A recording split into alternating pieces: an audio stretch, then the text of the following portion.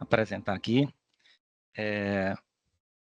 Bom, aqui para vocês está aparecendo o tema da minha pesquisa, que é a cocriação e orientação de valor nas instituições de ensino. Essa, na verdade, é o tema que estava norteando a minha tese do doutorado no início, né? Então, meu projeto surgiu com esse nome, e o que eu vou apresentar aqui para vocês é um dos artigos que está dentro dessa ideia maior de cocriação, de orientação para valor nas instituições de ensino.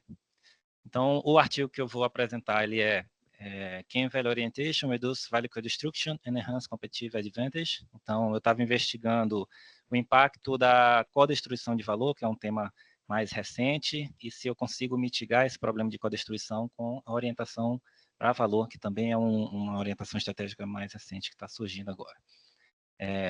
Então, falando um pouquinho, né, o valor, ele é um tema principal dentro dos meus estudos, e ele é um tema muito forte dentro da lógica dominante de serviço, né?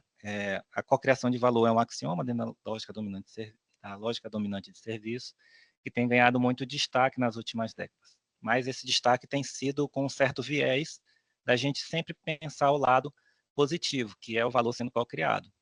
Mas existe também, a gente sabe, quando a gente tem interação com diversos tipos de empresas, que às vezes a gente não fica satisfeito. Às vezes a gente passa vários momentos de dificuldade e em muitas situações o valor também também a gente passa por um processo de co-destruição de valor, que é subpesquisado.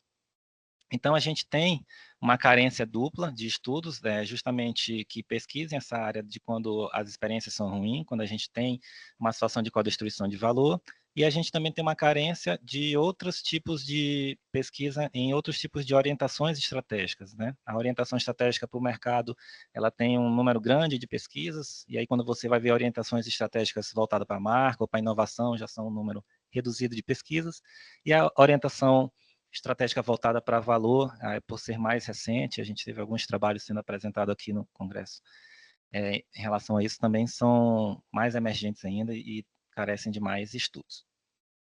Então, o objetivo aqui do trabalho foi expandir esse conhecimento sobre co-destruição de valor, tanto verificando antecedentes, nesse caso vai ser a orientação para valor, estudado como antecedente, e utilizando também como consequentes, como resultado desse processo resultado que vai ser impactado por essa co-destruição de valor, os construtos de capacidade de inovação e vantagem competitiva das instituições de ensino. O contexto é o ensino superior, e essa pesquisa foi para a gente, como está falando de orientação estratégica, que é um elemento da estratégia da instituição de ensino, a gente escolheu investigar a perspectiva dos profissionais.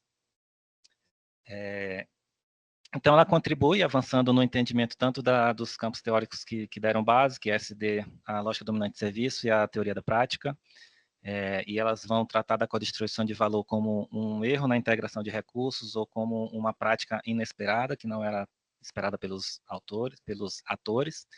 A gente também contribui porque é um estudo quantitativo, então precisa ter uma generalização estatística, e a gente contribui nesse sentido. A gente utiliza a framework da formação interativa de valor, que é um pedido dos criadores lá que a gente faça mais pesquisas dela com a inovação, então a gente atende a esse chamado também da literatura. E como eu falei, a gente vai contra esse viés positivo de sempre pensar as interações como dando bem, né? Como dando, é sempre co-criação de valor, é sempre lado positivo, mas a gente precisa entender também que há o risco e há os casos em que a gente tem destruição de valor acontecendo. O referencial teórico, a gente tem os 4 temas principais. Então, a codestruição, ela é quando você tem a não integração dos recursos esperados. Então, a lógica dominante de serviços vai trazer essa ideia de que o valor é co-criado pelos atores, porque, por exemplo, instituição de ensino, ela vai integrar recursos. Por exemplo, essa sala aqui onde está tendo essa apresentação, o data show aqui, a internet, as cadeiras. Então, a instituição está integrando recursos. E o aluno, por outro lado, também vai integrar os recursos dele, né? O conhecimento, o trabalho que ele fez, a pesquisa, a disponibilidade dele, o tempo, a sua energia. Então, a cocriação é quando esses recursos são integrados. E a codestruição é quando você tem a não integração desses recursos. Isso pelo lado da lógica dominante de serviço.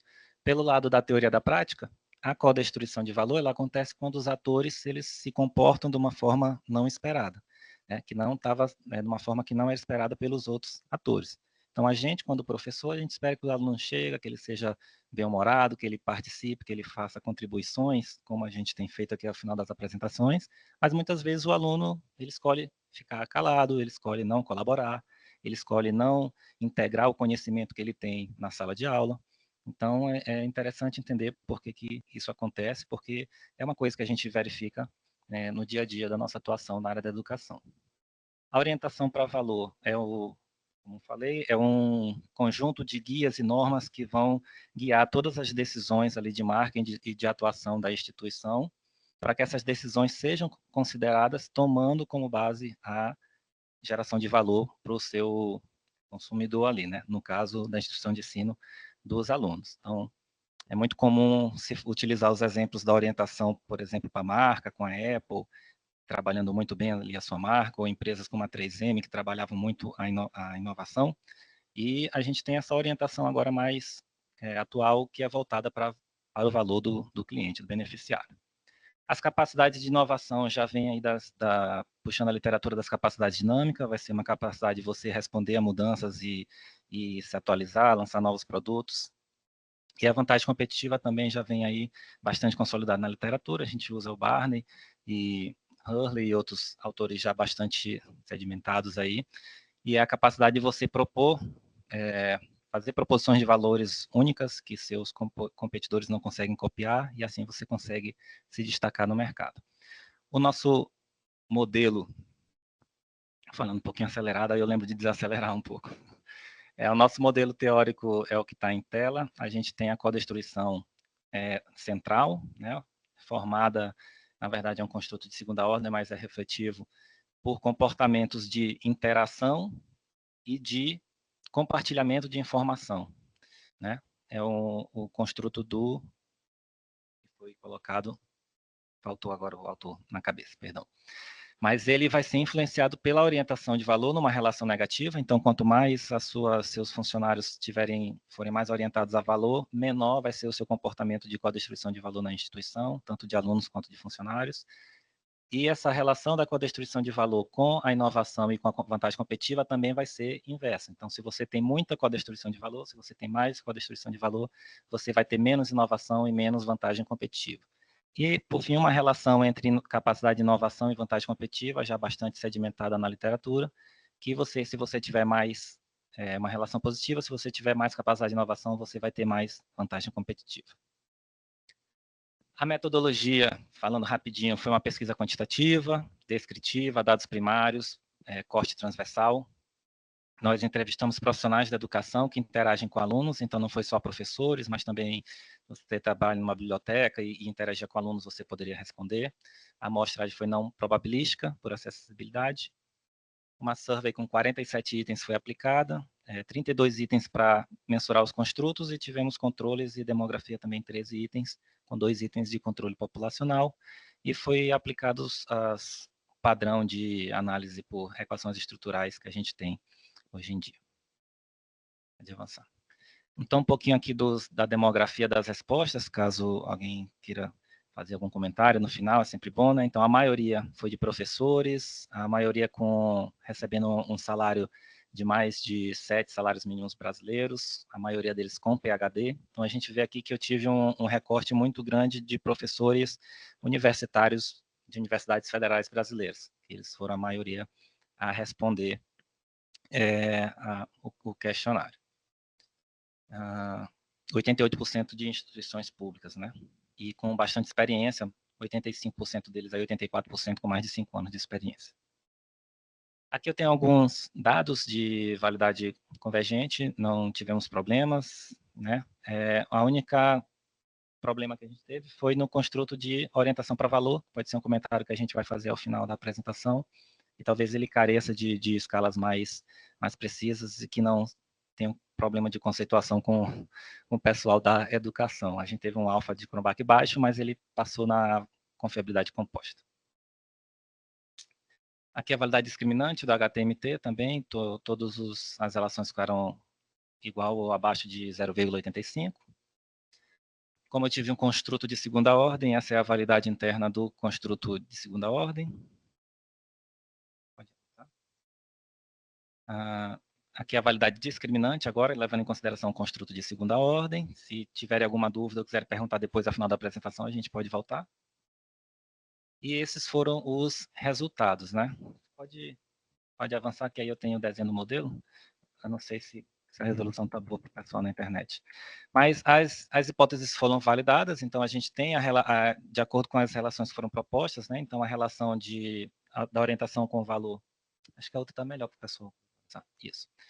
Então a relação da orientação para o valor com a codistribuição de valor, que é a hipótese 1, ela teve a sua relação significativa e negativa. A hipótese 2, da codistribuição com a capacidade de inovação, também foi significativa e negativa. E da codistribuição de valor com a vantagem competitiva também foi negativa e significativa estatisticamente. E a última hipótese, que era a hipótese 4, ela já é uma hipótese mais sedimentada na literatura, que é você ter o impacto da capacidade de inovação na vantagem competitiva, também foi significativa e positiva. Pode avançar. Então, a gente teve nas discussões do resultado que os professores e o staff das instituições de ensino, se você utilizar dessa orientação para valor, você consegue reduzir o comportamento de codistribuição de valor, tanto de professores quanto de alunos. Então, o que significa isso? Que os professores e staff de instituições de ensino, eles têm que aprender a entender o que é realmente valor para o aluno, para poder propor atividades, fazer propostas de valor que realmente dialogam com esse aluno e fazer com que esse aluno passe a integrar os recursos dele, né? O que é o recurso do aluno?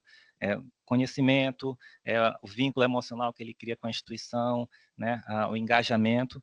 E fazendo isso, a instituição de ensino vai ter mais informação, e com mais informação e com mais recursos, ela vai ser mais capaz de inovar. E se ela é mais capaz de inovar, de gerar novas propostas de valor mais difíceis de serem copiadas pelos seus oponentes, ela vai ter mais vantagem competitiva. Então, essa é mais ou menos aí o resumo da nossa discussão. Então, a focar para orientação para valor como recurso, competência, a instituição de ensino pode reduzir o espaço em que ocorre a codistribuição de valor e favorecer a cocriação de valor. Então, os autores da formação interativa do valor, eles colocam que existe um espaço de possibilidades quando a gente interage com uma empresa, quando uma instituição interage com um aluno, e dentro desse espaço existe o lado da codistribuição e o lado da cocriação. Se a gente trabalha orientação de valor com os professores, com os funcionários da instituição de ensino, a gente reduz esse espaço em que pode acontecer a codistribuição e favorece que a gente tenha interações positivas de cocriação de valor. Vou avançar. Então, fica destacado aqui o papel das orientações estratégicas na prevenção de comportamentos de codistribuição, e aí a gente trabalhou essa questão da lógica dominante de serviços e da teoria da prática, que forma essa formação interativa de valor. Conseguimos relacionar no trabalho também a formação interativa de valor com a inovação, e conseguimos também expandir um pouco dessa visão que é muito focada na cocriação de valor, para mostrar que existe um lado que a gente quer evitar, e mostrando como que a gente pode evitar isso, que é com a orientação de valor. Em termos práticos, né, isso que eu falei, a gente tem que treinar nosso staff, treinar nossos professores para poder identificar melhor o que é valor para aluno, porque às vezes a gente é muito prescritivo enquanto professor, a gente acha que a gente sabe o que o aluno precisa, ou o que o aluno gosta, ou o que o aluno precisa saber, a gente acha que a gente vai fazer a ementa perfeita e que o curso vai ser lindo porque é do jeito que a gente pensou. E às vezes o que o aluno quer é outra coisa, às vezes o aluno ele não quer nem valor na sua forma de aula, ele quer valor na forma de relacionamento, ou ele quer valor na forma de uma experiência, né? Então, hoje, por exemplo, eu tive uma conversa que eu fiquei triste com o professor Emerson, porque eu não vou ter ele presencialmente na minha banca de defesa e doutorado. Olha só que co-distribuição de valor para mim. Eu tinha a expectativa de estar com ele, não vou poder tirar uma foto com ele no dia da minha apresentação, então, valor ali, um valor sentimental, emocional para mim foi, de certa forma, destruído, né? E a gente, de repente, se tivesse comunicado melhor antes, eu teria achado um jeito de solucionar isso, agora está mais em cima, né?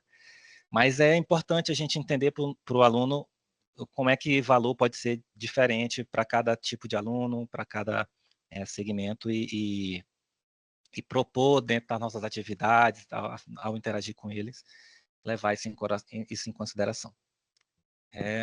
Então, é isso. Gostaria aqui de agradecer ao IFMA, que é a instituição que me proporcionou fazer o mestrado e agora o doutorado na FUCAP, a própria FUCAP, que foi uma instituição que me colocou em contato com a Universidade do Interior, fez eu estudar lá, ter a oportunidade de ir a Portugal estudar também, e ao Núcleo de Estudos de Ciências Empresariais, UNES, também lá de Portugal, que tem ajudado a financiar também essa tese. Então, obrigado.